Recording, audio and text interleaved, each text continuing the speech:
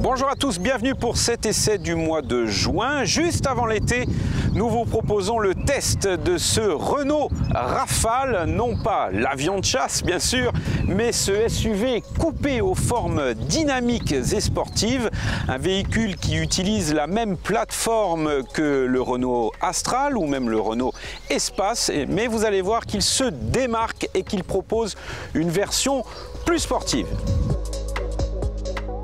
La face avant de ce Renault Rafale avec cette calandre noir laqué. Alors il y a quelques petits détails, notamment au niveau de ces petits losanges.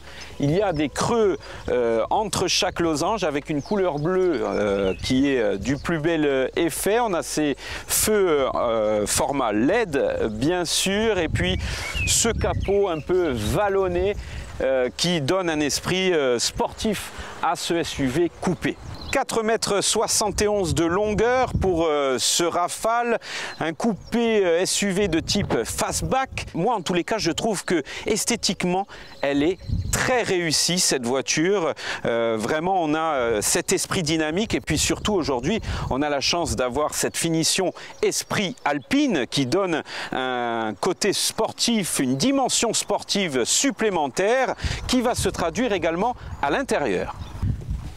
Cet esprit sportif se traduit d'abord au niveau des sièges avec ces surpiqûres, triples surpiqûres bleu, blanc, rouge qui rappellent évidemment l'esprit Alpine, le constructeur français, le A de Alpine qui se trouve dans le dossier et qui est lumineux, qui se voit bien évidemment un peu plus la nuit quand on déverrouille ce Rafale. Position conducteur avec cet écran virtual cockpit de 12,3 pouces, cet écran vertical de 12 pouces qui rassemble toutes les informations habituelles du véhicule, les infos nécessaires à la navigation, à la conduite.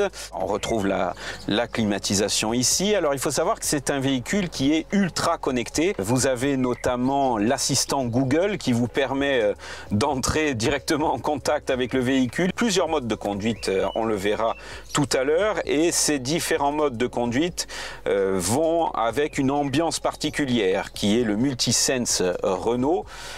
Donc le coloris du tableau de bord change en fonction du mode de conduire. La console centrale avec des rangements ici, avec ce volet qui coulisse, qui permet de fermer d'un côté ou de l'autre. On a quelques rangements ici avec des connectiques, des prises USB, un chargeur à induction, et puis ici l'ouverture d'un autre vide-poche. Voilà, c'est plutôt correct. Petite particularité de notre véhicule d'essai, nous disposons de la version Esprit Alpine, mais on a une petite option supplémentaire qui s'appelle le Solar Bay. C'est le toit panoramique qui a une fonction spéciale, c'est-à-dire qu'on peut régler l'intensité de l'opacité de ce toit panoramique. On peut l'ouvrir ou le fermer et ça se fait même avec l'assistant Google. Ok Google, ouvre le Solar Bay. D'accord, Solar Bay éclairci. Et voilà, c'est magique. Comme c'est un SUV, la place à l'arrière est importante. Et bien là, je peux vous dire qu'on est bien installé. Alors la place du milieu, elle est importante surtout pour son accoudoir quand on voyage à 4. Parce qu'on a un accoudoir un petit peu spécial. Alors il y a un petit rangement ici, mais il y a surtout ces deux porte-gobelets qui pivotent et qui permettent de faire passer un portable ici. Pour les enfants c'est important, pour les jeunes même, pour les ados. Et ce qui permet de voyager avec un écran. On peut mettre aussi un iPad, enfin une tablette. Chose à savoir, le téléphone ne rentre pas avec une coque. J'ai essayé, il faut enlever la coque, sinon il ne glisse pas dans les petits rails prévus à cet effet qui sont très étroits. C'est dommage, l'idée est bonne, mais elle aurait dû être étudiée un peu plus en profondeur par les ingénieurs français.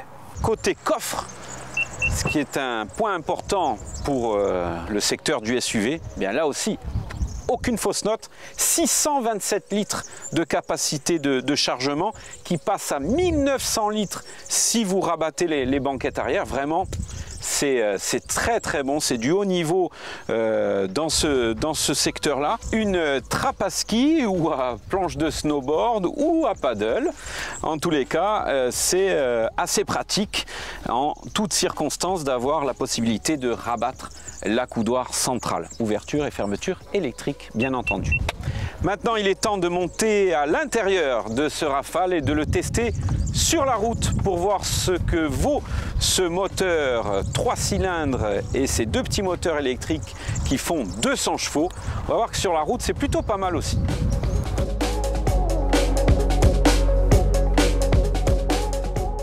Actuellement, ce Renault Rafale ne dispose que d'une seule motorisation. C'est une motorisation hybride avec un moteur thermique de 130 chevaux et deux autres petits moteurs électriques qui font un tout de 200 chevaux au total. On pourrait se dire que 200 chevaux, c'est pas énorme pour un SUV de ce gabarit. Eh bien, sincèrement, c'est bluffant, mais c'est sans doute dû aussi à la légèreté entre guillemets de ce Rafale, puisqu'il ne pèse que 1,6 tonne, ce qui est assez peu pour un SUV de ce gabarit. Et on bénéficie en plus de la technologie des 4 roues directrices, ce qui fait que ça permet d'enrouler des courbes assez facilement. Donc sincèrement, on a une motorisation certes 1,2 litre en thermique, 1,2 litre 130 chevaux, bon voilà. Et bien pourtant ça suffit au total avec l'électrique. Alors il y aura une version de 300 chevaux qui devrait faire son apparition en fin d'année 2024 avec un moteur électrique supplémentaire sur le train arrière. Alors je vous en ai un petit peu parlé tout à l'heure. On a différents modes de conduite, le mode confort, le mode éco, le mode sport, le mode personnalisable, où vous pouvez personnaliser quasiment à l'infini les réglages. Nous, on va choisir, pour ces petites routes, on va choisir le mode sport. Ça va nous permettre vraiment d'apprécier les 4 roues directrices. Après, dans les virages, sincèrement, les roues directrices, ça fait le job. Il y a parfois un temps de réaction, c'est à améliorer, mais c'est pas non plus très gênant. Comme toutes les voitures d'aujourd'hui, elle est truffée de caméras, de radars, d'aide à la conduite, ce qui pourrait engendrer pas mal de bip bip. Il y a un petit bouton magique sur le côté gauche. Et bien grâce à ce bouton qui est une exclusivité Renault, ça permet de désactiver toutes ces aides à la conduite et tous ces bips, surtout intempestifs. Nous voici à l'heure du bilan de ce Renault Rafale équipé de la finition Esprit Alpine. Eh bien sincèrement, j'ai pris beaucoup de plaisir au volant de ce SUV coupé, très plaisant. J'aime beaucoup, je vous l'ai dit, son esthétique, mais aussi son comportement routier. Il est particulièrement bluffant. Et puis niveau tarif, c'est assez concurrentiel ce secteur SUV. Eh bien sachez que ce Renault Rafale se place dans une gamme quand même en dessous de ses concurrents, puisqu'en entrée de gamme, il vous faudra débourser 49 000 €, mais pour ce modèle-ci, avec l'option du toit panoramique Solar Bay, vous débourserez un peu plus de 52 000 €. Voilà, c'est un essai que vous pourrez retrouver dans la version papier du supplément moteur de Corse Matin. On se retrouve le mois prochain pour un nouvel essai.